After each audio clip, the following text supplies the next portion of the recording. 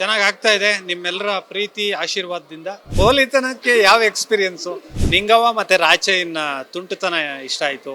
Social ಮೀಡಿಯಾಗಳಲ್ಲಿ ಒಂದು ಆ cinema ನೋಡಿದವರೆಲ್ಲ ಬರೀತಿದ್ದಾರೆ, ಅದು ಒಬ್ಬ ಬರಹಗಾರನಾಗಿ ನನಗೆ ತುಂಬ ಖುಷಿ ಕೊಡುತ್ತೆ. ಅಂದರೆ ಕಮರ್ಷಿಯಲ್ ಮಸಾಲಾನ ಆ್ಯಡ್ ಮಾಡಿ ಕೊಡೋದು. ಸೊ ಅದಕ್ಕೆ ಜನಗಳು ಥಿಯೇಟ್ರಲ್ಲಿ ಎಂಜಾಯ್ ಮಾಡಿಕೊಂಡು ನೋಡ್ತಾರೆ. ಯಾರು ಏನೇ ಮಾತಾಡಿದ್ರು ಒಬ್ರಿಗೆ ಆಪೋಸಿಟೇ ಇರುತ್ತೆ. ಸಣ್ಣ ದಣಿ ಪಾತ್ರದಲ್ಲಿ ರಾಜ್ ಬಿ ಶೆಟ್ಟಿ ಅವರು ನಟಿಸಿರೋದು, ಅಂದರೆ ಇವತ್ತಿಗೂ ಅವರಿಬ್ಬರೂ ಥಿಯೇಟ್ರಲ್ಲಿ ಪರ್ಫೆಕ್ಟಾಗಿ ಶೇರ್ ಮಾಡ್ಕೊಂಡಿದ್ದಾರೆ. ಅವ್ರ ಜೊತೆಗೆ ಬೋನಸ್ ಅನ್ಸೋದು ನಮ್ಮ ರಿತನ್ಯ. ಆತ್ಮೀಯ ಕನ್ನಡ ಪಿಕ್ಚರ್ ವೀಕ್ಷಕರಿಗೆ ನಮಸ್ಕಾರ. ನಾನು Pallavi Raj. Land lord cinema ಈಗಾಗಲೇ ಥಿಯೇಟರ್ಗಳಲ್ಲಿ ಅಬ್ಬರಿಸ್ತಾ ಇದೆ ಅಂತಾನೆ ಹೇಳ್ಬೋದು. ಇವತ್ತು ಗಣರಾಜ್ಯೋತ್ಸವ, ಎಲ್ಲ ಕಡೆಯೂ ಕೂಡ ನಮ್ಮ ಸಂವಿಧಾನದ ಒಂದು ಆಶೆಯನ್ನು ಇಟ್ಕೊಂಡು ಮಾಡಿರುವಂತಹ ಸಿನಿಮಾಗೆ ಒಳ್ಳೆಯ ರೀತಿಯ ಪ್ರತಿಕ್ರಿಯೆ ಸಿಗ್ತಾ ಇದೆ. ಸೊ ನಾವು ಆಲ್ಮೋಸ್ಟ್ ಸಿನಿಮಾ ರಿಲೀಸ್ ಆದಾಗ್ಲಿಂದನೂ ಕೂಡ ನೋಡ್ತಾ ಇದ್ದೀವಿ, ಉತ್ತಮವಾದಂತಹ ಪ್ರತಿಕ್ರಿಯೆ ಸಿಗ್ತಾ ಇದೆ. ಸೊ ಸದ್ಯಕ್ಕೆ ಒರೈನ್ ಮಾಲ್ ಅಲ್ಲಿ ಒಂದು ಶೋ ಆಯಿತು.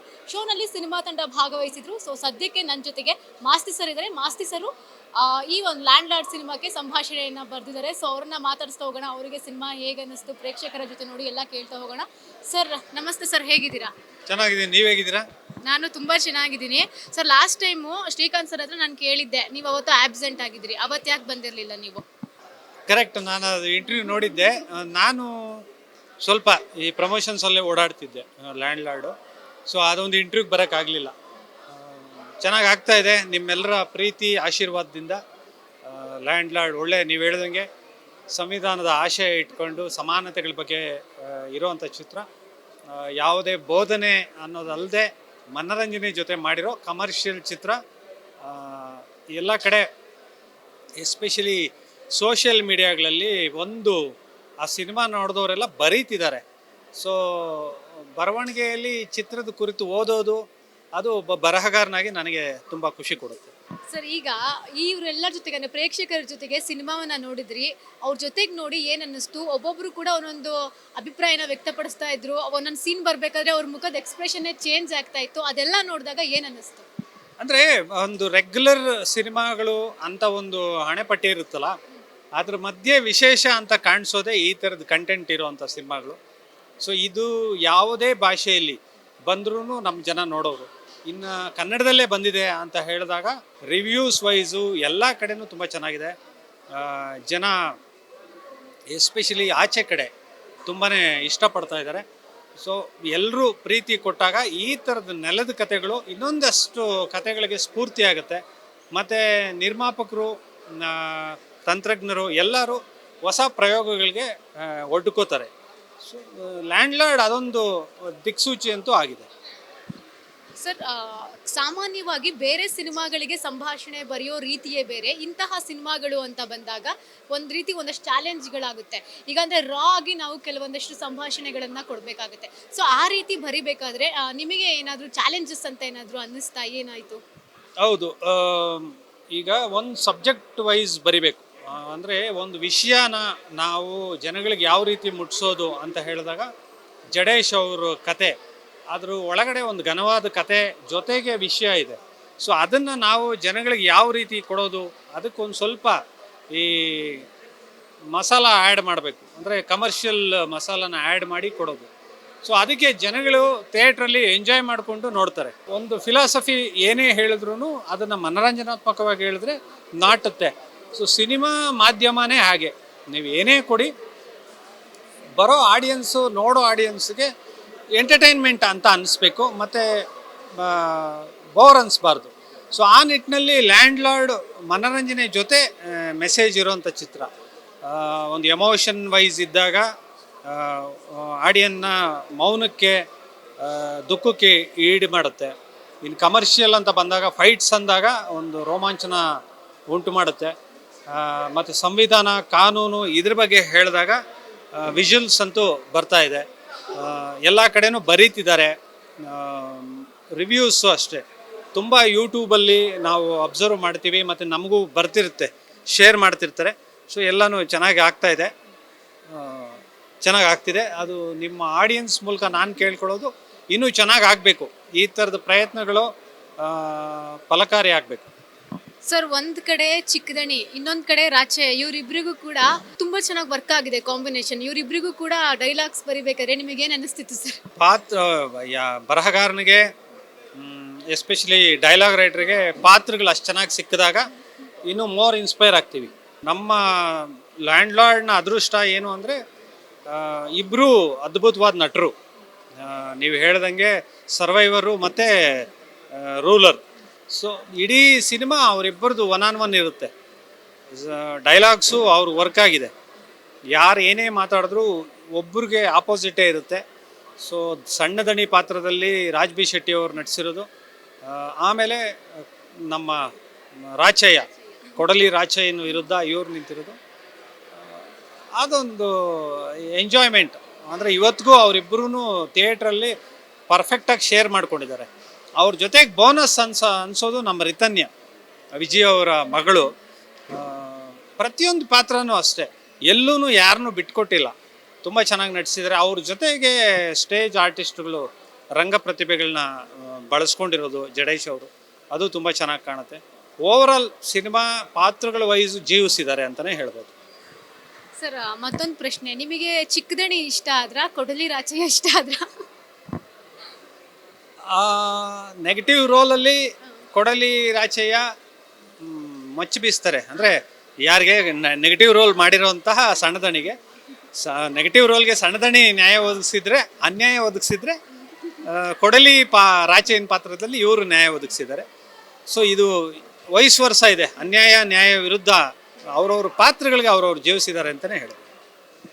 ಸರ್, ಮತ್ತೊಂದು ಪ್ರಶ್ನೆ, ಇದರ ಜೊತೆಗೆ ಅಲ್ಲಲ್ಲಿ ಒಂದಷ್ಟು ಪೋಲಿತನ ರಾಚಯ್ಯ ಅವ್ರದ್ದು. ಸರ್, ಇದನ್ನೆಲ್ಲ ಬರಿಬೇಕಾದ್ರೆ ಅಂದರೆ ಇದೆಲ್ಲ ಒಂದು ಎಕ್ಸ್ಪೀರಿಯನ್ಸಿಂದ ಬಂದಿರೋದಾ ಅಥವಾ ಹೇಗೆ ಬರೆದ್ರಿ ಸರ್? ಪೋಲಿತನಕ್ಕೆ ಯಾವ ಎಕ್ಸ್ಪೀರಿಯನ್ಸು? ಅಂದರೆ ನಮ್ಮ ಸರ್ಕಲಲ್ಲಿ ಇರ್ತಾರೆ ಕೆಲವು ಹುಡುಗರು, ಅವರುಗಳು ಮಾತಾಡೋದನ್ನು ಅವ್ರುಗಳ ಜೊತೆ ಇದ್ದಾಗ ನಾವು ಆ ತುಂಟಾಟ ಚೆನ್ನಾಗಿರುತ್ತೆ. ಎಸ್ಪೆಷಲಿ ನಿಂಗವ್ವ ಮತ್ತು ರಾಚಯ್ಯನ ತುಂಟತನ ಇಷ್ಟ ಆಯಿತು.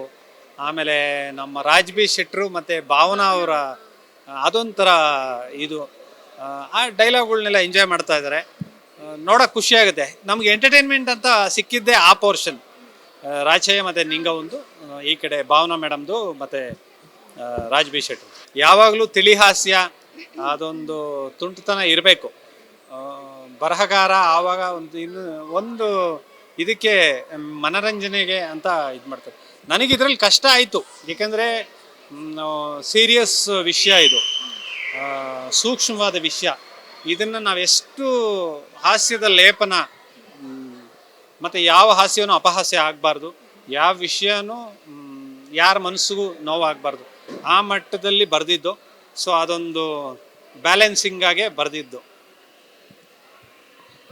ಸರ್, ಫೈನಲಿ ಇಂತಹ ಸಿನಿಮಾಗಳು ಬರಬೇಕು ಅಂತ ಹೇಳಿ ನಾವು ರಿವ್ಯೂ ತಗೊಂಡಂತಹ ಜನ ಹೇಳ್ತಾ ಇರುವಂಥದ್ದು, ಈ ಸಂವಿಧಾನದ ಕುರಿತಾದಂತಹ ಸಿನಿಮಾಗಳು ಮುಂದಿನ ದಿನಗಳಲ್ಲಿ ಬಂದರೆ ಎಷ್ಟು ಉತ್ಸುಕರಾಗಿ ಮಾಡ್ತೀರಾ ನೀವು? ಇದು ಏನೀಗ ಶೋಗಳು ಕಾಣ್ತಾ ಇದೆ, ಮತ್ತು ಜನಗಳು ಯಾವ ರೀತಿ ನೋಡ್ತಾ ಇದ್ದಾರೆ, ಅದು ಹೆಚ್ಚು ಹೆಚ್ಚು ಅಭಿಮಾನಿಗಳಾಗಿ ಪರಿವರ್ತನೆ ಆಗಬೇಕು. ಮತ್ತು ನೋಡಿದವರು ಏನು ಸೋಷಿಯಲ್ ಮೀಡಿಯಾದಲ್ಲಿ ಬರೀತಿದ್ದಾರೆ, ಆ ಓದುಗರ ಅಭಿಪ್ರಾಯನ ನೋಡಿಕೊಂಡು, ಮತ್ತು ತುಂಬ ಒಳ್ಳೆ ಟೆಕ್ನಿಷಿಯನ್ಸ್ ಕೆಲಸ ಮಾಡಿದ್ದಾರೆ. ಜಡೇಶ್ ಅವರು ಆಲ್ರೆಡಿ ಕಾಟೇರ, ಗುರು ಶಿಷ್ಯರು, ಜೆಂಟ್ಲ್ಮೆನ್ನು ಈ ಥರದ ಕಥೆಗಳಿಗೆ ನಿರ್ದೇಶಕರಾದವರು, ಆಮೇಲೆ ಕಾಟೇರಾಗೆ ಬರಹಗಾರರಾಗಿ ಬಂದವರು. ಸೊ ಇವರುಗಳೆಲ್ಲರ ಕೃಷಿ ಈ ಒಂದು ಲ್ಯಾಂಡ್ ಲಾರ್ಡ್.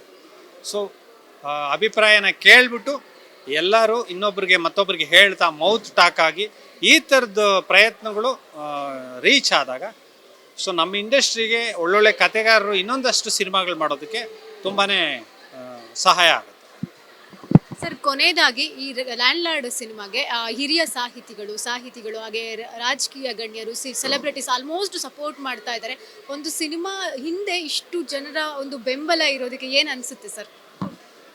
ಈಗ ರೆಗ್ಯುಲರ್ ಸಿನಿಮಾ ಫಾರ್ಮ್ಯಾಟ್ಗೆ ಯಾರೂ ಬೆಂಬಲ ಕೊಡಲ್ಲ, ಯಾಕೆಂದರೆ ಅದು ಆಲ್ಮೋಸ್ಟ್ ರಿಲೀಸ್ ಆಗುತ್ತೆ, ಅದ್ರ ಪಾಡಿಗೆ ಅದು ಓಡ್ತಾ ಇರುತ್ತೆ.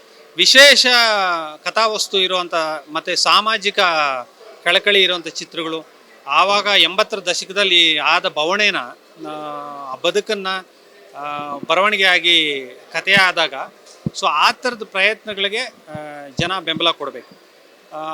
ಅದು ಆದಾಗ ಹೊಸ ಆವಾಗಿನ ಮಣ್ಣಿನ ಕಥೆಗಳು, ಆವಾಗಿನ ಅನುಭವಗಳು ಮತ್ತು ಕತೆಗಳು ಎಷ್ಟು ಸುಮಾರು ಇದ್ದಾವೆ.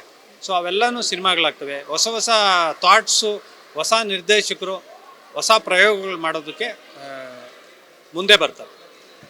ಸರ್, ವಿಜಯ್ ಸರ್ ಒಂದಷ್ಟು ಸ್ಟ್ರಾಂಗ್ ಇರುವಂತಹ ಡೈಲಾಗ್ಗಳನ್ನ ಸಿನಿಮಾದಲ್ಲಿ ಹೇಳಿದ್ದಾರೆ. ಸೊ ಅದನ್ನ ಬರಿಬೇಕಾದ್ರೆ ಎಕ್ಸ್ಪೀರಿಯನ್ಸ್ ಇಂದ ಬರ್ದಿರೋದು, ಅಂದ್ರೆ ಅವಾಗ ಅಂದ್ರೆ ನಮ್ಮೆಲ್ಲರಿಗೂ ಕೂಡ ಒಂದಲ್ಲ ಒಂದು ಎಕ್ಸ್ಪೀರಿಯನ್ಸ್ ಆಗೇ ಇರುತ್ತೆ. ಸೊ ನಿಮಗೂ ಆ ರೀತಿ ಏನಾದರೂ ಎಕ್ಸ್ಪೀರಿಯನ್ಸ್ ಆಗಿದೆ ಸರ್?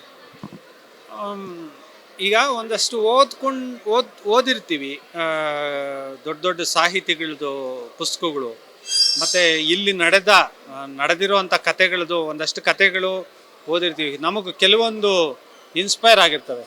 ಸೊ ನಾವು ಬರೆಯೋ ಸಿನಿಮಾ ಬರವಣಿಗೆಗಳಲ್ಲಿ ಆ ಕತೆಗಳದ್ದು ಕೆಲವೊಂದು ಅಂಶಗಳು ಇದಕ್ಕೆ ರಾಚಿಸಿದಾಗ ತುಂಬ ರಾಚಯಿನ ಪಾತ್ರಗಳು ಬರೆಯೋದಕ್ಕೆ, ಸಣ್ಣ ದಣಿಗಳ ಥರದ ಒಂದು ಗತ್ತು ಬರೆಯೋದಕ್ಕೆ ತುಂಬಾ ಇದಾಗುತ್ತೆ.